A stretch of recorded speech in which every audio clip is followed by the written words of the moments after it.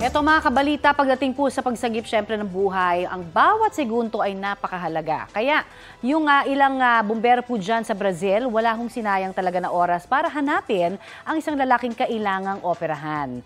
Nag-hiking noon sa liblib na bundok sa Rio de Janeiro ang tour guide na pasyente. Maya-maya, may dumating po na helicopter para siya isunduin. Doon na niya natanggap ang balita na pwede na siyang isailalim sa kidney transplant agad-agad.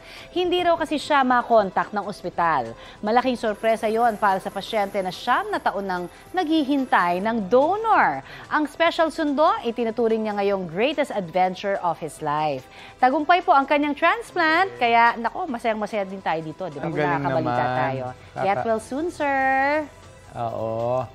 Balita ko, may tututukan kayo tuwing 11 a.m. sa GTV. Alamin ang mahalagang balita at impormasyong dapat nyong malaman sa Balita Ko tuwing Lunes hanggang Biyernes. Mag-subscribe din sa GMA Integrated News sa YouTube.